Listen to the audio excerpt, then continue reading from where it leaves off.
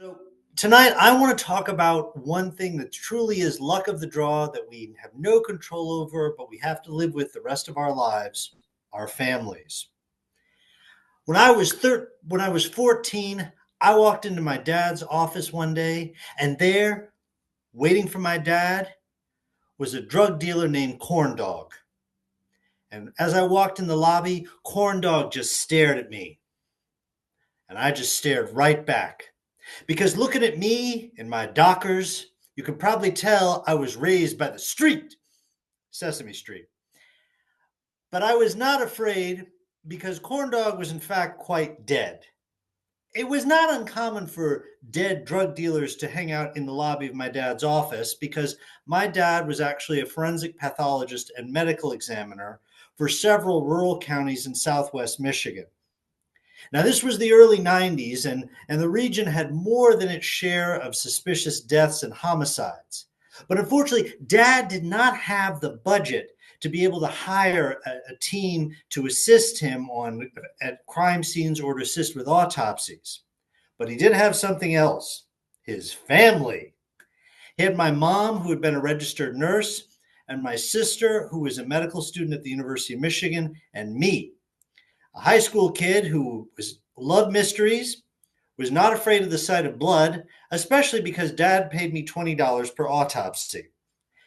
We would roll up to an accident or a crime scene, and we would pile out of our red Subaru station wagon, and the sheriff's deputies and the state troopers and the volunteer firefighters would just stare at us, and you could tell what was playing in their heads. Na na na na, na na na na.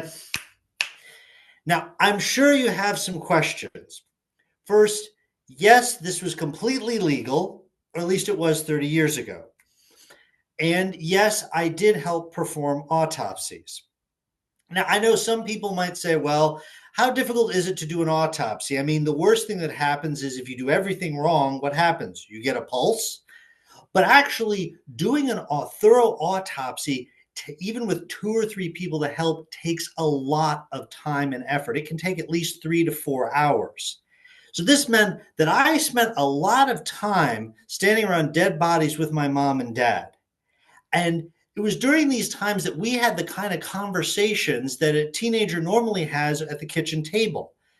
I would be helping my mom eviscerate a large intestine, and she would look up at me and say, "Hey, are you going to take anyone to homecoming next week?" Or another time, I might be helping her with a striker saw to open the skull to remove the brain of a case. And mom would look at me, stop, and say, "Now, how is that SAT prep going?" Now, we did also have these conversations where you normally do at dinner. And we did have those at dinner as well. And it probably would seem normal and wholesome if I did not tell you that we usually had dinner after we had performed the autopsies. And that many times, yeah, we really liked barbecue. Except, except, except after an arson homicide, no, because yes, it does smell exactly the same. I spent a lot of time with my parents and learned a lot of things, and it was a really great time. But eventually, things change. My sister graduated med school and moved away. I went to college, and eventually, my dad got a new job. He was chief medical examiner in Detroit, or as Detroit is known among medical examiners, the big time. He now had a full-time staff to help him. He no longer needed help from my mom and I. But my junior year of college, I had the opportunity to do an internship at the prosecutor's office in Detroit. I was assigned to the homicide unit. Now, I like to think I was assigned there because I had all this experience with murder investigations, but I realized it might also be because I had a unique ability to cut down on the red tape of interagency things between the medical examiner's office and the prosecutor's office at dinner by simply, "Hey, mom, can you pass the mashed potatoes?" And, "Dad, when are we going to get the report on that shooting in Greektown?" It was a really good time. It was like it was before that summer. I was living at home again. I could spend time again with my parents, and it was really special.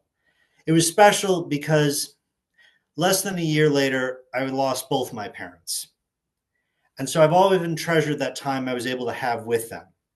Now I know I did not get as much time with my parents as many people do with theirs, but I've been always been thankful that I was able to have such a close relationship I did have with them while they were with me. And I think about my parents nearly every day and I smile, especially if I'm having barbecue. And now I would like to leave you all, though, with my mom's own unique farewell. My mother was a good Southern woman, the kind who could tell you to go to hell and make you look forward to the trip. And she had her own unique way of saying, her own version of, you might be familiar with, bless your heart. Mom had her own unique spin on that. And when she encountered someone who was especially rude or unpleasant, she would just smile and look them in the eye and say, it's been a real pleasure meeting you. And I hope real soon my family will get to meet you too. Thank you very much.